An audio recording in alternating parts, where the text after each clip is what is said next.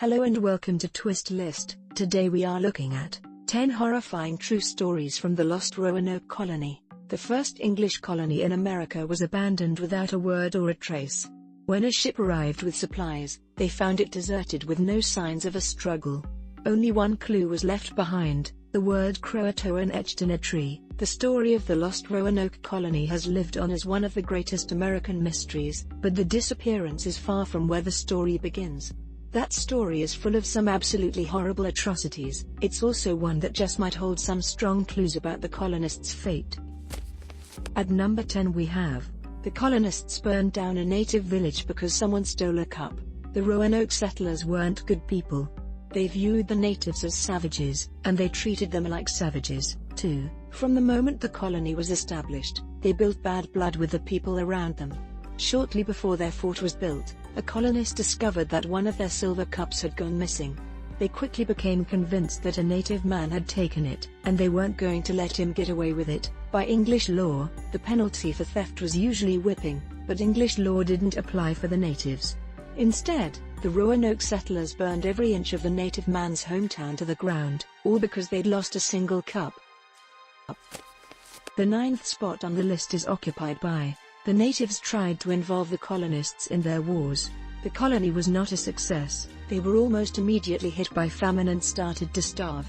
The only food they could grow was corn. They had to rely on the help of natives to stay alive. A tribe called the Croatans gave them food, but they didn't do it for free. They'd seen the Europeans' weapons and technology and knew that whoever managed to team up with them would have a major advantage when the next tribal war broke out. The Croton chief, Wingina, vied for the colonists' sympathy. An enemy tribe, he told them, had invited some of his people to a peace talk and then massacred them during the feast. He wanted revenge. The English didn't want to get involved, so Wingina's attitude changed. He stopped sharing food with the settlers and told them that he didn't have enough to spare. Wingina told the colonists that it wasn't his fault the colonists were starving to death. There was simple reason why: your Lord God is not God. Number 8 on our list is, the colonists kidnapped and ransomed natives. With their crops dying, the colony resorted to some desperate measures to get food from the natives. The governor, a man named Ralph Lane, was famously cruel. He would regularly kidnap natives and hold them hostage, not because they'd done anything wrong, but because they were useful bartering chips. The natives weren't too happy with his approach. One of Lane's hostages, a boy named Skiko, tried to make a break for it. He ran for freedom, but Lane caught him. He locked Skiko up, beat him horribly, and threatened to cut off his head. After torture at Lane's hands, Skiko let slip that the tribes were planning to rise up and attack Roanoke, and Wingina was organizing them. Lane would be the first to die. At number 7 we have, the colonists murdered the Croton chief. Lane decided to strike first. He gathered together an armed group and raided Wingina's camp in the night, slaughtering every person they could find. The Crotoans were caught off guard, and the Roanoke settlers ripped through them easily. Lane spotted Wingina and beckoned him to face him on the shore, man to man. Wingina obliged. He rushed at Lane, but was shot in the back by another man. For a moment, he laid still on the ground. The settlers thought he was dead. Then, realizing all was lost, Wingina got up and fled into the forest. He didn't get away. A man named Edward Nugent chased after him and emerged from the woods a few moments later, carrying Wingina's severed head.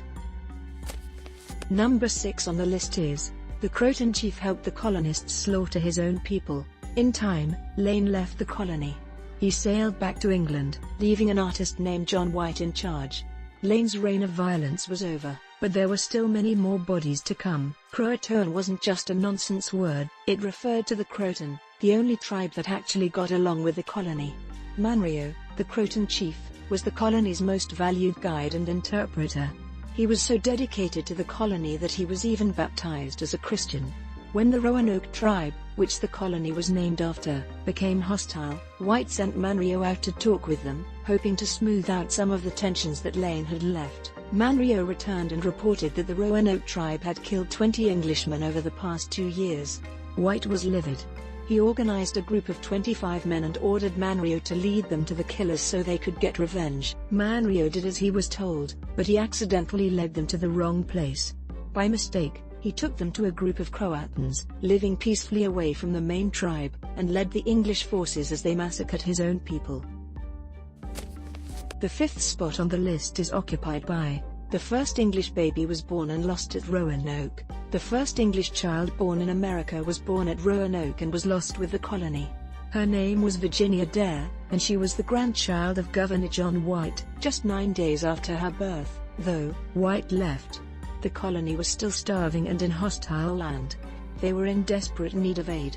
If his granddaughter was going to survive, White would need help from the Empire. He brought Manrio with him. The two promised to return within 3 months, but they didn't. England was at war with Spain, and the fighting kept White and Manrio from making the trip back.